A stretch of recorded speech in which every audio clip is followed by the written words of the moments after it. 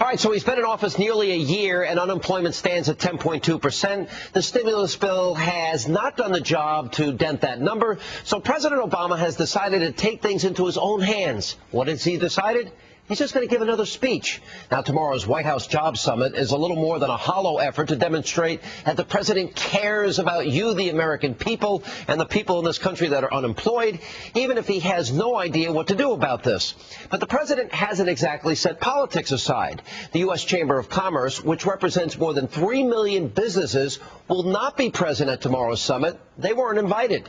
And you may remember that the chamber came under attack from the White House for opposing health care reform and cap and tax. Also, the National Federation of Independent Business was also left off the list. And I think that's a good indication of where the president's heart is in this fight to create jobs. Well, former Speaker of the House Newt Gingrich is taking the president on directly. Earlier this evening, he held what he is calling a real job summit, and he proposed taking concrete action to spur the economy, like cutting payroll taxes by 50% and abolishing the capital gains and estate taxes altogether. Joining me now with much more on this is the author of the brand new book, Rediscovering God in America, which, by the way, his wife did all the photography for the book, and you can buy an autographed copy, a great Christmas gift, at newt.org.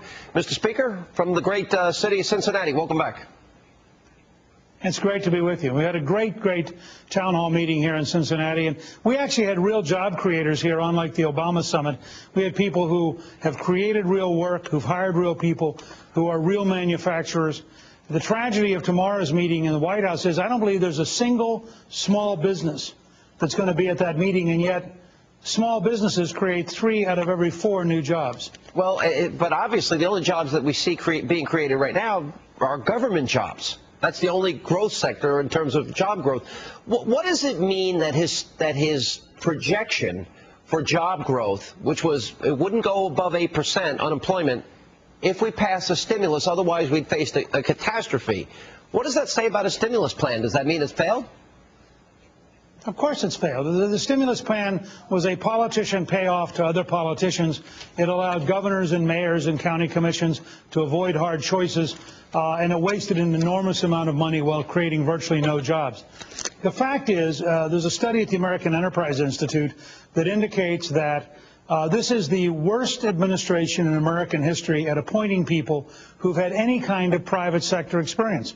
I think 92% of this administration has government background or academic background. Only 8% of the senior appointees have a private sector background. So you've got folks trying to sit around in a room at the White House who've never created a single job, talking to each other about job creation as though they know what they're doing. And the fact is they're having a job-killing effect.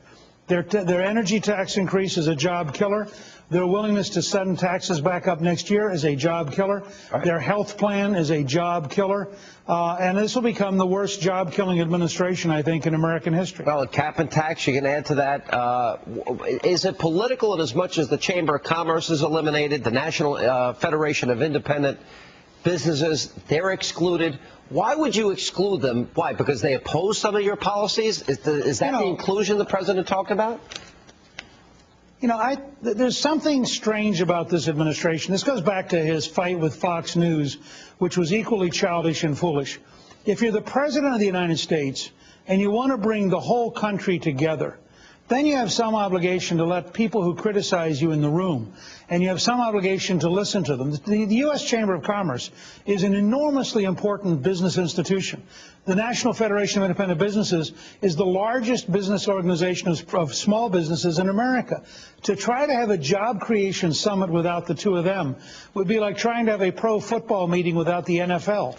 It wouldn't make any sense. Well, but obviously that's the inclusion that the president promised. End of partisan bickering.